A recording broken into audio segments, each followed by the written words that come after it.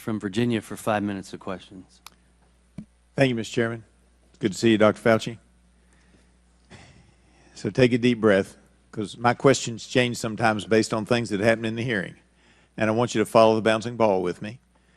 And there's no gotcha at the end of this. I'm just trying to figure this out. You told Dr. Ruiz in his questioning that it was absolutely impossible for any of the viruses that you all were funding, I get that, it was impossible for SARS-CoV-2 or SARS-CoV-2, known as COVID-19, to have come from any of the work that was being done at Wuhan. At the same time, you told Mr. Comer that you didn't know about the noncompliance by EcoHealth until after the fact and when the virus is already out there, however it got there.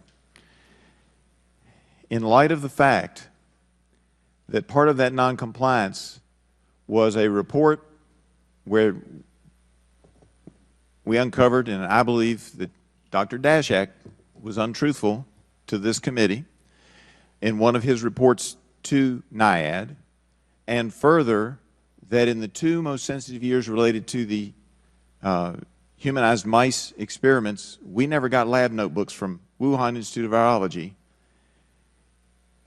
Can you understand, following the bouncing ball, why some of us doubt that, not that you had some hand in it or that you knew about it, but that doubt that you can state with certainty that it was impossible because they might have been doing stuff you didn't know about?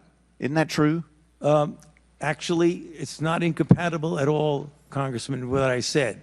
The viruses that were studied, whether you did or did not give a 5-year report on time, were still the viruses that phylogenetically would be impossible to be the precursor of SARS-CoV-2. So it was completely compatible with the statement that I made to Dr. Ruiz. Is that accurate as well, knowing that they had worked on adding a furin cleavage site to MERS?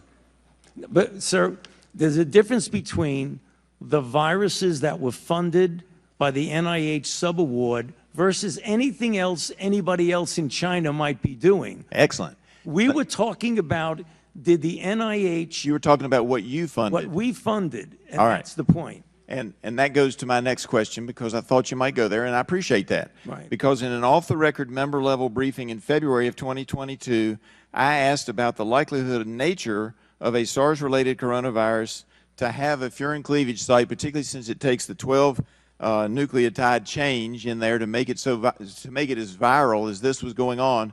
And at the time you said to me pretty much what you just said, and I want you to just confirm it for the record.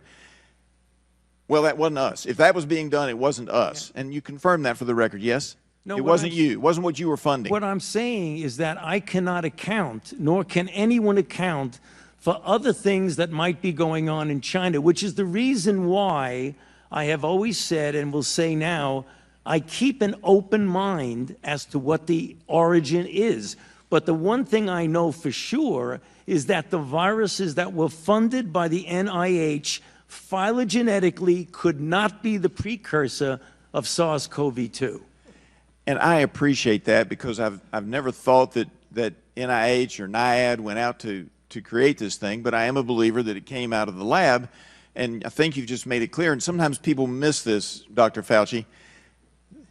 One side says one thing, one side says the other, and the actual fact may be that at some time working on that, maybe they used some of our money to get started, maybe they didn't. But a group of scientists getting together might very well, at Wuhan, have said, hey, let's see what happens if we go over here and do this. Not that NIH funded it, but they on their own went off and did something. Isn't that accurate? Isn't that possible? Well, I actually would want to say that one thing we should put out on the table, that you were talking about a $120,000 a year grant in a $6 billion budget.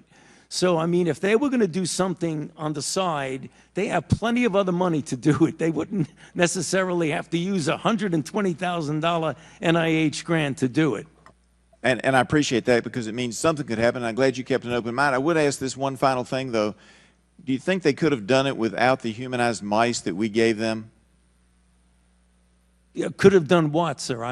Could they have done any other research with the humanized mice that we gave them? Would they be successful? China didn't have the humanized mice before we gave them to Wuhan. Isn't it accurate that they might have been able to do extra stuff with our mice? Sorry, sir. That's a hypothetical that I can't really answer what they could have. But you can't say it couldn't have happened either. I yield back. You want me to prove a negative? Now recognize